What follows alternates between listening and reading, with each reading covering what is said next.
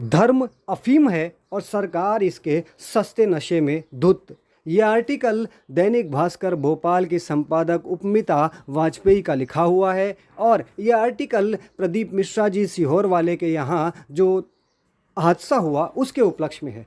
इस आर्टिकल को यदि आप ध्यान से धीरे धीरे पढ़ेंगे तो आप समझेंगे कि ये आर्टिकल कहीं से कहीं तक कोई निष्पक्ष पत्रकारिता का सूचक नहीं और ना ही इसमें कोई दर्द है उन 3-4 लोगों के मरने का जो इस हादसे का शिकार हुए, बल्कि ये आर्टिकल इस लेखिका के खुद के मन का एक दर्द है या फिर ये कहें कि एक वामपंथी विचार जिसमें ये केवल सनातन धर्म को टारगेट करना चाहती हैं। इसमें इन्होंने शास्त्री जी जो बागेश्वर धाम के पीठाधीश्वर शास्त्री जी हैं उन्हें भी टारगेट करने की कोशिश की। इसमें राम का नाम लेकर काम करने वाले पुलिस वालों से और प्रशासन से भी इन देवी जी को दिक्कत हुई। यानी साफ साफ है कि कहीं से कहीं तक कोई निष्पक्ष पत्रकारिता नहीं, केवल सनातन धर्म के प्रति द्वेष भरा है। और इस प्रकार के हरकतें तब तक होती रहेंगी जब तक सनातनी इनके विरुद्ध खड़े नहीं होते, इनके विरुद्ध आवाज़ नहीं उठाते। सभी संगठन, इतने सारे संगठन हैं, 17 तारीख की ये खबर है और आज 20 तारीख है।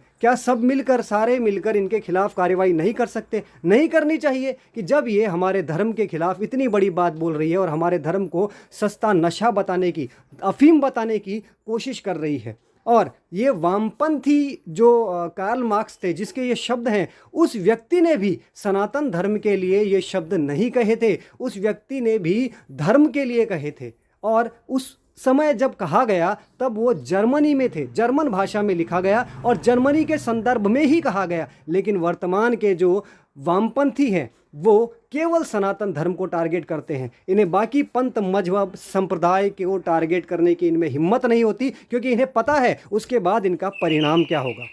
तो हमारा कहने का तात्पर्य बस इतना है कि यदि हमें सनातन धर्म की रक्षा इन लोगों से करनी है, इन वामपंथियों से हमें हमारे देश और धर्म को बचाना है, तो इनका विरोध संगठित होकर करना होगा। इन पर कार्यवाही करवानी होगी ताकि ये हमारे धर्म को टारगेट करने से रुकें। अन्यथा आने वाले समय में ये लगातार इसी प्रकार हमारे धर्म को टारगेट करेंगे और हम इन्हें रोक नहीं पाएंगे। प्रशासक समिति ने इसी विषय पर आज ट्वीट करते हुए डॉक्टर नरोत्तम जी को और शिवराज जी से इनके विरुद्ध कार्रवाई की मांग की है। रिट्वीट अवश्य करें।